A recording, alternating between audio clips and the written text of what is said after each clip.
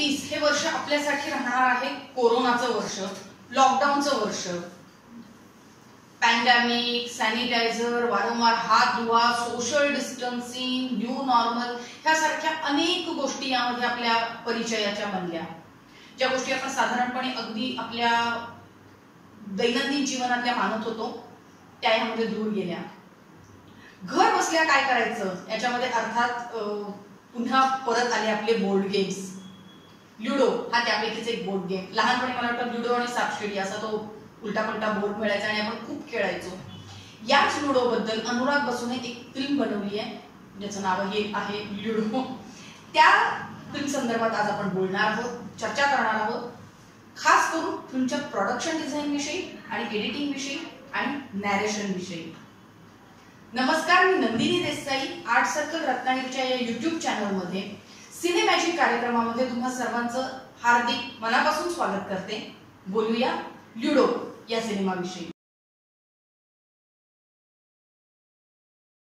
वास्तविक ऑक्टोबर 2018 मध्ये वगैरे ल्युडोचं शूटिंग सुरू झालं. एप्रिल 2020चा त्याचा थिएट्रिकल रिलीज होता, पण लॉकडाऊन आला, थिएटर्स बंद झाली आणि परिणामी आज सुरू होतील का उद्या सुरू होतील थिएटर्स याची वाट न बघता प्रोड्युसर्सनी 2020 नोव्हेंबरमध्ये दिवाळीच्या वेळेला ल्युडो OTT प्लॅटफॉर्म नेटफ्लिक्सवर रिलीज केला. आपल्याकडे साधारणपणे सिनेमा आधी थिएटरसाठी बनतो आणि त्याच्यानंतर तो OTT प्लॅटफॉर्म्सवर येतो. पूर्वी तो जशा पद्धतीने वाजत गाजत टीव्हीवर यायचा, दूरदर्शन प्रीमियर व्हायचा त्याच पद्धतीने आता तो OTT प्लॅटफॉर्मवर येतो. पण 2020 मध्ये असं झालं की सिनेमांनी थिएटर्स पाहिलंच नाही, त्याऐवजी ते थेट OTT प्लॅटफॉर्म्सवर आले. यामुळे झालं काय तर दोन गोष्टी झाल्या की सिनेमाला जो हक्काचा ठराविक प्रेक्षक होता तो मिळाला. ल्युडो सारखा सिनेमा अनेक प्रेक्षकांनी कदाचित थिएटरमध्ये जाऊन पाहिला असता किंवा नसता. ल्युडो हा मुळात मल्टिप्लेक्स साठी बनलेला सिनेमा आहे. सिंगल स्क्रीन मध्ये तो तसाही फारसा चालला नसता, कदाचित चाललाही असता, यू नेव्हर नो. पण एक साधारणपणे अंदाज द्यायचा झाला तर. पण मल्टिप्लेक्स मध्ये चालणारा सिनेमा असल्यामुळे नेटफ्लिक्स वरती मात्र तो व्यवस्थित प्रेक्षक वर्ग मिळवून आहे. लोक त्याच्याबद्दल बोलतायत, चर्चा करतात, ही खरं तर चांगली गोष्ट आहे.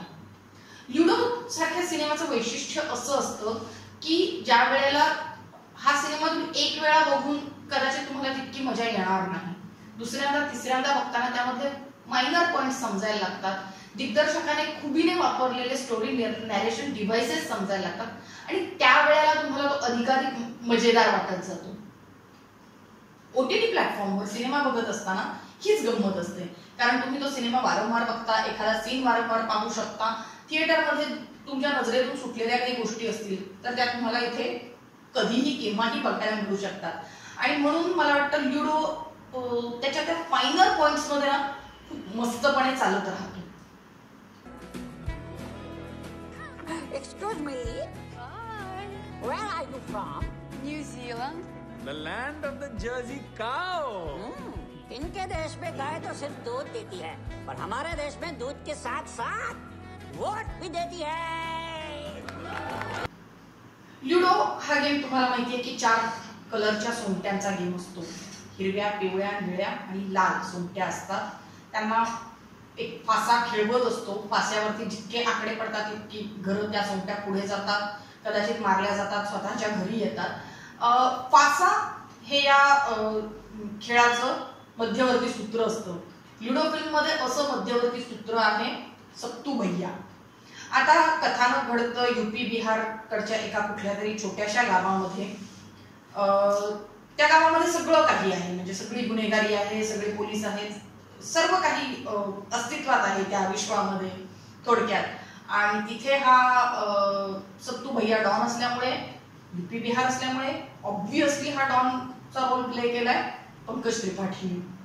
पंकज त्रिपाठी मला वाटतं गेले अनेक सिनेमांमध्ये डॉनचा रोल करतोय. मिर्झापूरमध्ये त्याने केला होता.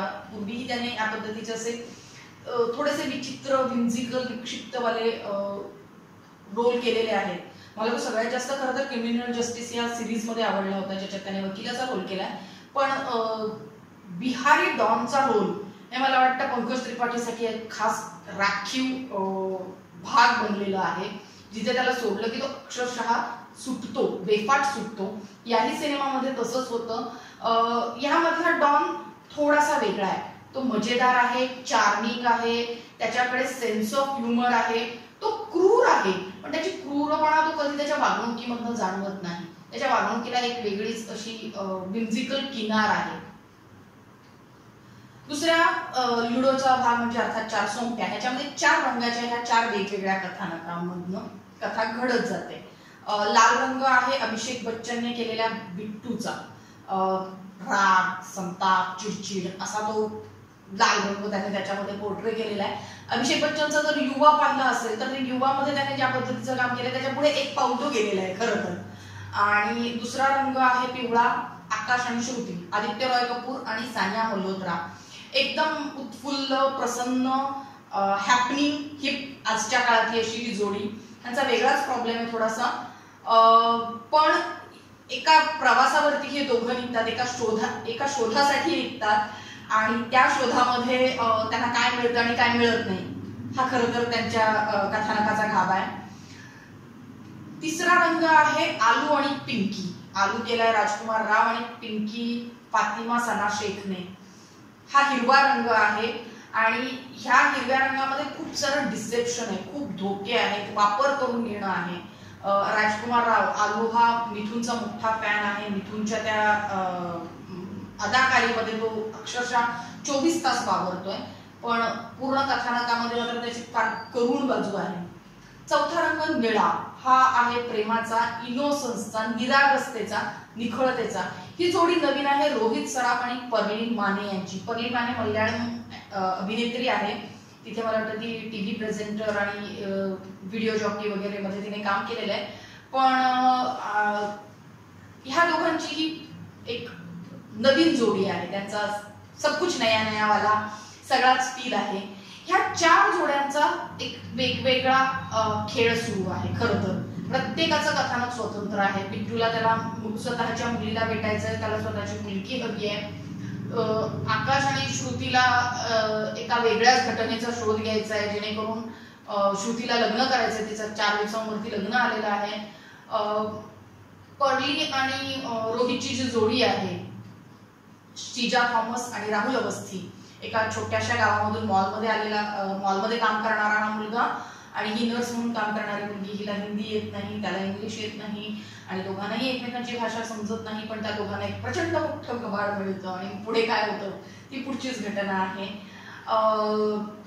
पिंकीच्या नवऱ्यावरती खुनाचा काळ आलेला आहे आणि त्या खुनाच्या काळामधनं त्याला वाचवण्यासाठी आपल्या गर्लफ्रेंड पण प्रेमपात्राच्या नवऱ्याला वाचवण्यासाठी आलू अर्थात राजकुमार राव जे काही करतो ते असा हा सगळा सिनेमाचा खेळ आहे. या चौघांचा एक कॉमन फॅक्टर म्हणजे अर्थात सत्तू भैया, तो डॉन. कथानक सुरू जेव्हा होतं त्यावेळेला आपल्याला अंदाज येत नाही की ते कशा पद्धतीने पुढे जाणार आहे. अनेक अनपेक्षित धक्के आहेत, अनेक वेगवेगळी वळणं आहेत, ट्विस्ट आहेत, टर्न्स आहेत. अनेकदा असं वाटतं की यार कुछ भी चल रहा है, क्या चल रहा है, क्यों चल रहा है. हे कथानक मुळात फार वास्तववादी नाहीये. हे अनुराग बसूचे फिल्म्स जर तुम्ही बघत असाल तर साधारण बर्फी असो, जग्गा जासूस असो किंवा आता लुडो असेल, एक प्रकारची स्टाईल ट्रीटमेंट त्याला दिलेली असते. एक वेगळा बाज आणि अंदाज ज्याला आपण म्हणतो त्या पद्धतीने सिनेमा ट्रीट केलेला असतो. या सिनेमामध्ये ही ट्रीटमेंट देताना लुडो बॅकग्राऊंडला असल्यामुळे 4 कलर जसे मी सांगितले तसे तुम्हाला ते दिसत राहतात. आता होतं कसं, इंटरेस्टिंगली कथानकाच्या अनुषंगाने हे 4 रंग आहेतच, पण त्याच वेळेला फ्रेम मध्ये व्हिज्युअली प्रत्येक वेळेला हे 4 रंग अगदी सटली सावकाशपणे तुम्हाला दिसत राहतात. मग ते त्यांचे कपडे असतील, कार असेल, बॅकग्राऊंड असेल किंवा एखादा फ्रेमभर दिसणारा बोर्ड असेल, या सगळ्यामधून त्यांचे रंग तुम्हाला वारंवार दिसत राहतात. ते असे तुमच्या डोळ्यांसमोर फेकले जात नाहीत. असं सांगितलं जात नाही की हे बघा लाल रंगाच्या अभिषेक बच्चनची स्टोरी सुरू आहे आता, असं ते होत नाही. त्या पूर्ण कथानकामध्ये तो रंग इतका असा मिळून येतो की बघताना जाणवत राहतं, पण त्याच वेळेला ते फार ओव्हरही होत नाही. दुसरी गोष्ट, कमालीचं एडिटिंग आहे या सिनेमाचं. अजय शर्मा यांनी एडिटिंग केलेलं आहे. त्या एडिटिंग मध्ये मी म्हटलं तसं 4 कथा आहेत, 4ही ओव्हरलॅप होतात एकमेकांना आणि तुम्ही एक कथा बघत असताना अचानक दुसरं पात्र, दुसऱ्या कथेमधलं पात्र तिथे मिक्सअप होतं, कारण प्रिमाइसेस सेम आहेत, प्लॉट सेम आहे, बऱ्यापैकी सगळं एकमेकांशी कनेक्टेड आहे. ते ज्या वेळेला ते कनेक्ट होतात ना, ते कनेक्टिंगचे डॉट्स एडिटिंग मध्ये फार सुंदररित्या येतात. त्यामुळे तुम्ही एखादा शॉट पुन्हा पुन्हा बघता, साधारणपणे युवामध्ये जसं केलं होतं, व्हॅन्टेज पॉइंट सारख्या सिनेमामध्ये जसं केलं होतं तसं न करता अतिशय सूक्ष्मपणे, अभावितपणे असे हे डॉट्स कनेक्ट केले जातात. आणि त्यामुळे ज्या वेळेला क्लायमॅक्स कडे सिनेमा येतो, क्लायमॅक्स मध्ये सगळे पात्र सगळे एकाच वेळेला एकाच ठिकाणी येतात आणि एक अभूतपूर्व गोंधळ होतो. त्याच्या जस्ट आधीपर्यंत ही पात्र एकमेकांना जस्ट ओव्हरलॅप होत राहतात, कनेक्ट होत राहतात आणि ते कनेक्शन जे आहे ते फार सुरेखरित्या घेतलेलं आहे. मी मगाशी सिनेमॅटोग्राफी बद्दल बोलले, ह्याच्यामध्ये सांगण्यासारखी एक गोष्ट अशी की पहिल्यांदा अनुराग बसूने याच्यामध्ये सिनेमॅटोग्राफीचं काम केलेलं आहे.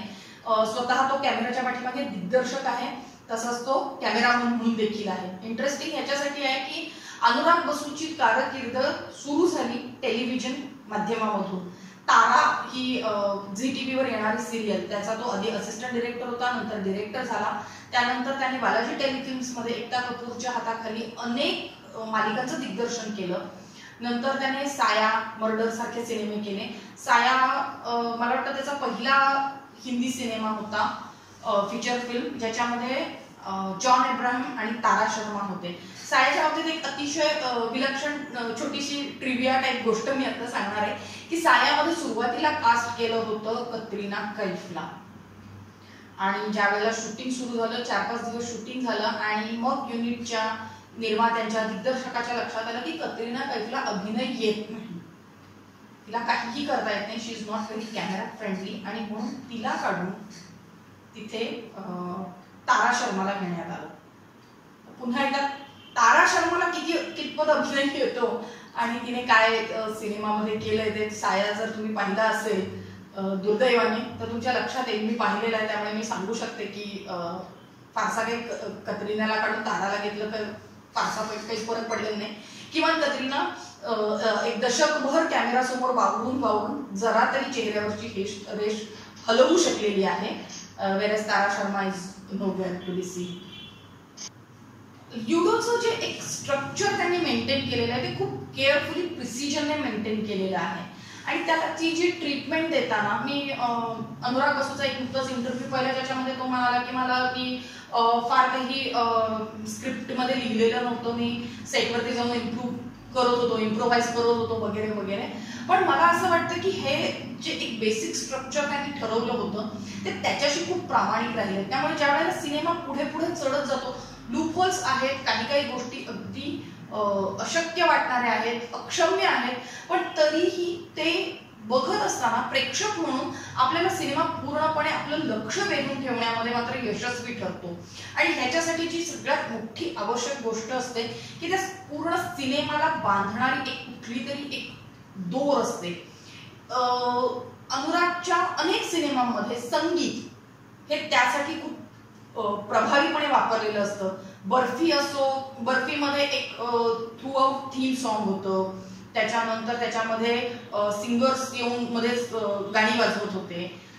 त्याच वेळेला जग्गा जासूस जर बघितलेला असेल तर त्याच्यामध्येही तो तर म्युझिकल होता, म्हणजे तिथे हॉलिवूड स्टाईल म्युझिकल जसे असतात त्या पद्धतीने जग्गा जासूसची ट्रीटमेंट केलेली होती.